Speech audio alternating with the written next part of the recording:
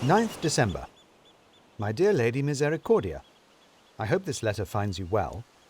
It's lucky that you have Viscount Fox there with you to make such funny jokes about schools of fish devouring their teachers. I'm not sure that he's quite as funny as he seems to think he is. I'd like to see him hanging on for dear life over the briny deep while a shark snaps at his feet. And I'm sure Baronet Oxshott will be delighted that you thought him terribly brave and daring. I will be sure to tell him at some point. I'm sure I won't forget. Anyway, Oxshott is not popular with the rest of us at the moment, ever since we had to leave town in something of a hurry. Fortunately, your father was able to use his parliamentary debating skills and, more importantly, his ducal gold to persuade the train driver to leave several hours early. Otherwise, we might have been in serious trouble. The port we landed in was a small town huddled down by the shore at the end of a valley, surrounded by majestic and awesome mountains rearing up into forest and snow all around. What the locals call a fjord. It seemed like such a wild place, these few wooden buildings amidst this green and overpowering scenery, but it was a bustling and homely little town, just the place to complete our stocks and prepare for our journey into the north. Until, that is, the argument about the shark. As I mentioned in my last letter, the baronet was determined to preserve the head of the shark he killed so that he could give it to you as a present. He said that it was the kind of present that only he could give, and I could only agree with him that no one else was ever likely to give you a fish head as a gift.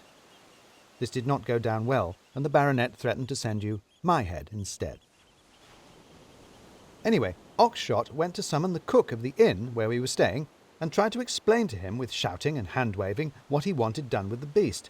I offered to help translate since I have already picked up a smattering of Norwegian, but Oxshott offered to have my tongue in a sandwich, so I left him to it. The cook, frightened and confused by Oxshott's yelling and gesturing, gathered the rest of the staff of the inn around him. Then passers-by joined the crowd, and neighbours started popping out of their doors to see what the commotion was, until almost the whole town came running to join the growing throng. After much muttered and frantic debate, the cook and the town mayor apparently came to a decision, bowed to Oxshott and shook his hand, mustered some strong men and carted the enormous dead fish away. We got on with collecting our provisions and preparing the specially commissioned train, which was to take us inland away to the north. Finally lunchtime came, and the mayor reappeared, along with a delegation of elders, who ushered us all into a long, low building that could only be the town hall.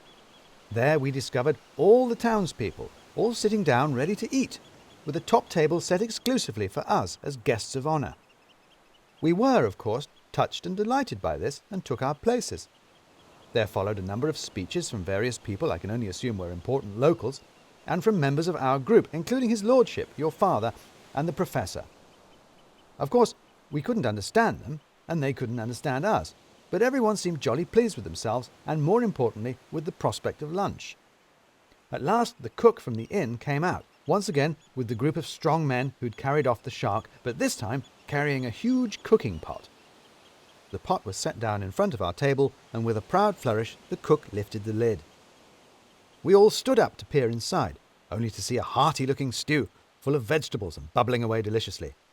We raised our hands to applaud the chef, but, as one, we froze in mid-clap, as out of the broth bobbed the boiled and gleaming teeth of the shark.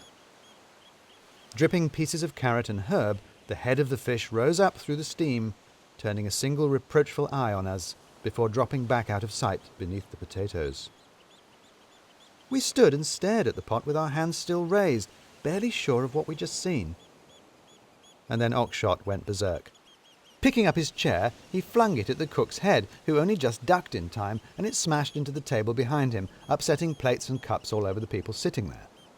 Oxshott heaved at our table, turning it upside down in front of him, scattering knives and forks everywhere, and then he was over it and leaping at the cook with his hands outstretched, a howl on his lips and a murderous gleam in his eye. Before we knew what was happening, the men who had brought in the cauldron had leapt to the cook's defence, and then the people hit by the chair, and then everyone else, the whole town, their hospitality rejected, their dining room upset, and their cook assaulted, descended on Oxshott in one great pile. Thinking fast, his lordship grabbed me, and together with Harry's help we dragged Oxshott from the mayhem and beat a hasty retreat through an open window and made for the train station as fast as we could. Oxshott was not to be denied, however, and as the town ran for the exit to follow us, he ran round the rear of the building, in through the kitchen door, and grabbed hold of the pot before anyone had spotted him. While his lordship persuaded the driver with large amounts of money, we all boarded the train and were treated to the sight of Oxshott staggering up the main street, dragging the great cooking pot behind, the shark's head swishing about inside, stew slopping around in his wake as the townspeople came swarming up behind him, waving spoons and forks in a threatening manner. At the last moment he climbed onto the platform, threw the pot into the luggage van, and hurled himself on after it as we huffed our way out of town, the curses and shouts of the outraged townspeople following after us as a goodbye. Oxshott, still smelling strongly of fish stew, has been confined to the luggage van in disgrace ever since, but he is quite happy in there, cleaning turnips out of his shark's head and getting it ready for preservation.